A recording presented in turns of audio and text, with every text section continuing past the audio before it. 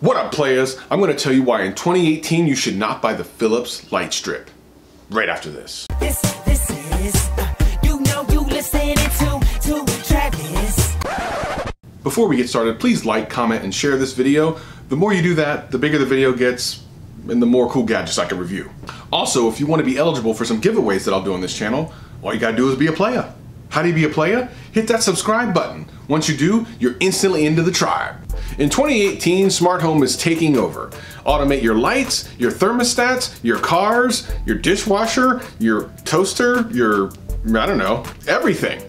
That's what makes automation so cool, especially when you have a voice assistant like Alexa or Google Now or whatever. So getting back to lights, you can automate your lights, not only have controlled by an app, but by voice. I do that everywhere in the house. Pretty much every single light in my house is automated in some way. But you might want to do what you've seen in many YouTube videos and such, put a light around the back of your television. And this is what pretty much up until now has been the standard bearer. Philips Hue has been the absolute dominant force in lighting for the home. I have Philips Hue lights everywhere. I have the color changing ones because you can do some really cool things with it. And of course, this particular item at about $90 is what you're supposed to use for accent lighting. Sometimes you can have it around your ceiling or behind your TV or underneath your bed. I've seen some pretty cool implementations of this. But there's a lot of problems with this specific device.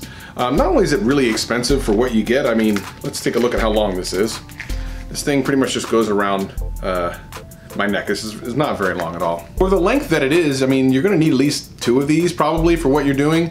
And around the back of a television, that can get pretty expensive. Why is it that you shouldn't buy this specific one though? I'm a true fan of Philips Hue. Just check out the app. So I love the Philips app. Look at all my rooms. You can see right here, turn them on and off individually. There's a settings tab. There's some home automation. There's some other things. Of course, make sure you actually have the thing plugged in. You plug the Lightstrip into the module into the wall, and then you go back to the app to add the room and the light. So you go here, you'll click the button, you'll search for the light itself, it'll look, and then it'll find it, and then you want to go ahead and rename it. We're just going to name it, I don't know, the Lightstrip. Why not? We'll save that. We'll move on to the next step, which is adding the light to a room. So you have to go create a room if you don't already have one. We'll go over here. We'll go to the room setup. We'll add a room here. And in there, we're going to put the Lightstrip. We're going to call it kitchen just for sake of ease. And we'll add that light by checking it into the room. So we'll click the room here. We'll add the Lightstrip, and then we'll click save at the top. That will allow us to now control that device in the rooms. So I can move over to the main screen here. I can click on kitchen. As you can see, the light is on. So now we're just going to play around with some colors. I'll go into the individual light, click in here, and try a couple different colors here. And as you will see, those lights will also change colors as I use the app. Pretty cool. Here's one of my automations. Here's my go to sleep automation, so that in the bedroom, starting at 11 p.m., the lights start to dim for 30 minutes. They go really gently down so that at 11:30, they're completely turned off. In the living room, same thing, starts at 9:30 p.m. It'll end at 10 p.m. over 30 minutes, gently going down, allowing me to fall asleep really easily. Very cool stuff for automation. With all the cool things that the Philips Hue app can do, why would I say you shouldn't get this? I mean, you can actually link it into your existing system and do even more, right? Well, the problem with this is twofold. Check the reviews on Amazon and you'll see something that a lot of people complain about. Number one is this adhesive, and I've actually seen this for myself happen. This adhesive is supposed to be 3M, and 3M, generally speaking, works really well. Unfortunately, the stickiness of this thing and the weight of the light, well, let's just say they're not matched. Over time, this thing will peel off and start to fall off whatever you're connected to. Whenever there's a problem in a tech space, someone's always going to invent something, and for the case of this, is this. What is this, you might ask? This goes right over top. And then you screw in with the included screws, and that will hold it up. So that kind of resolves one problem. Unless you want to put this on the back of your television, obviously you're not going to screw in the back of your television. So then what? Well, you can take a look at the solution I came up with for mine. About the same cost depending on when you catch a sale, but so much better.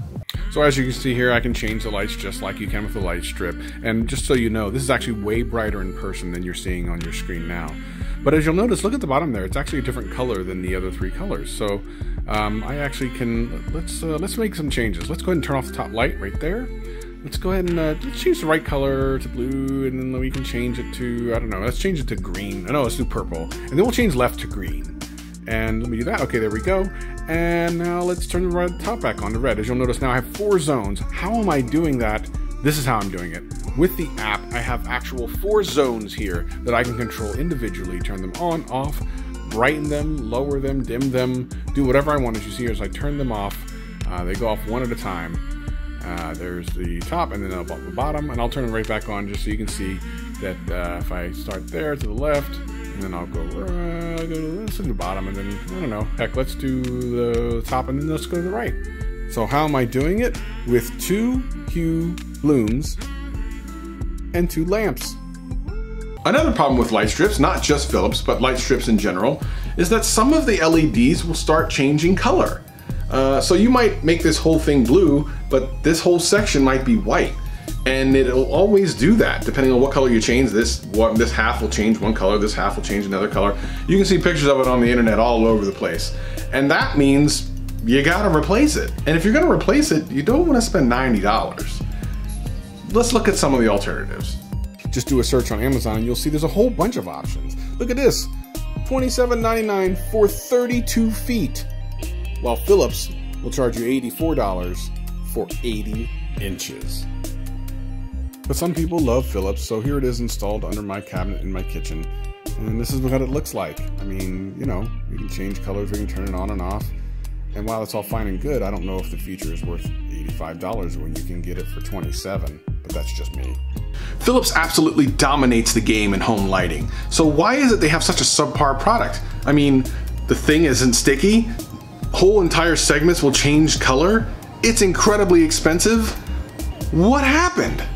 Philips, I know you have the money to fix this, get on it. So for me, this thing gets a pass. I mean, if you spend an hour putting this thing up in your house and you get some really cool colors going and you have a party and the dance is going, the drinks are flowing, everything's good, and this thing drops on someone's head, you just caught a major L. That's a party foul, son. So what good is it then? I mean, I suppose you could put it behind your TV like most people do, but again, if the segment goes bad, then you've got to replace the whole thing, and if you use some extra sticky stuff, you're probably going to ruin the back of your television. It's probably just not worth the risk. You should use my setup instead. Put it underneath your bed? Okay, that's kind of cool, I guess, and even if a segment goes bad, it's probably not that big of a deal. Put it in your kitchen underneath the cabinets? Sure, that looks cool, but of course, that gets into the whole falling out thing again. If it falls off into the middle of your dinner, not a good look. So at the end of the day, you're just gonna have to make that decision. I've shown you the app, I've shown you some of the cool things you can do with it, I've shown you alternatives. So really, it's up to you. Do you think you really need to buy the Philips Hue Lightstrip? Leave me a comment below, let's talk about it.